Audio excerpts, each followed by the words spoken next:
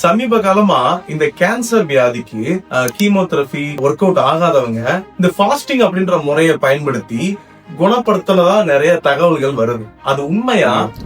மிகப்பெரிய உண்மை. அது நம்ம தமிழ்லயே லங்கனம் பரம ஔஷதம் அப்படின்னு ஒரு பழமொழி வச்சிருக்கோம். லங்கனம் என்றால் பட்டினி இருப்பது, எதுவும் சாப்பிடாம இருப்பது. மிகவும் பிடித்தமான உணவுங்கிறக்க அதிகமா சாப்பிட்டு உடம்பை வளர்க்க பயன்பட்டு இருக்க வழியா ஆன்மாவை வளர்க்க பயன்படவில்லை. சோ ஆன்மா முழுமையா வளரணும்னா உணவு கட்டுப்பாடு மிக மிக அவசியம். வாயை கட்டுங்கன்னு ஒரு தமிழ் பழமொழி சொல்லிடுறாங்க. என்னால 3 தோசை தான் ஒரு வேலைக்கு வேணும்னா அது 2ஓட நிறுத்திட்டோம்னா இந்த உடல் பலம் வேணா கம்மியா இருக்குமே இல்லையா, ஆன்ம பலம் பலமாயிரும். ஏன்னா சுவாசிக்கிற பிராணன் இந்த உடம்பை வளர்க்க பயன்படுதா இந்த உயிரை வளர்க்க பயன்படுதான்னு பார்த்தோம்னா நிறைய சாப்பிட உடம்பு வளர்க்கத்தான் செய்யும்.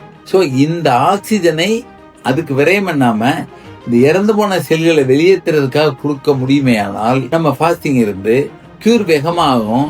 ஆனால் நம்ம எல்லாருமே ஒரு ராங் கான்செப்ட்ல எப்படி இருக்கோம்னா, நீங்க சத்துள்ள ஆகாரமா சாப்பிடுங்க, இல்லைன்னா இருக்க முடியாது, நீங்க முட்டை சேருங்க, நீங்க மட்டன் சேருங்க, நீங்க சூப்பு சேருங்கிறாங்க.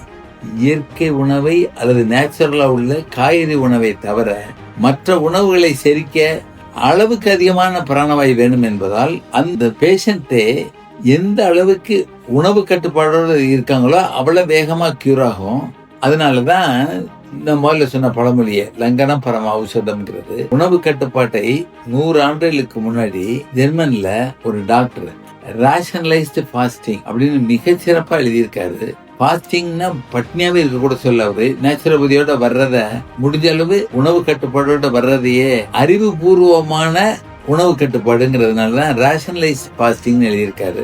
நெட்ல போட்டீங்கன்னா வரும். அந்த மாதிரி உணவு கட்டுப்பாடோடு இருக்கையில பல வருடங்களாக இந்த உடம்பில் சேர்ந்து தேக்கி இருக்கும் கழிவுகள் எல்லாம் வெளியேற ஆரம்பிக்கும். அது டிசீஸ் வந்த மாதிரி தெரியும்னு எழுதுறாரு. ஸோ அதனால ஃபாஸ்டிங் என்பதை விட நாம் ஒரு இருவேளை உணவுகளோடு நம்ம வாழ்வாதாரத்தை கண்டினியூ பண்ணுமே ஆனால் முழு ஆரோக்கியத்தையும் பெறலாம். அந்த 2 வேளை சாப்பாட்டுலையும் இரவு 6 மணிக்கு மேல சாப்பிடாம இருந்து நம்மளுடைய உடல் உறுப்புகளை பேண ஆரம்பிச்சால், நம்ம பேண வேணாம், அது தானே தன்னை குணப்படுத்திக்கிறோம். தன்னைத்தானே குணப்படுத்திக்கிறோம் ஆற்றல் அந்த பிராணவாயுவை தவிர உலகத்தில் எந்த மருந்துக்கும் கிடையாது, எந்த மருத்துவ முறைக்கும் கிடையாது. அதனால நம்மளே உணவு கட்டுப்பாடோடு வாழ்வோம்.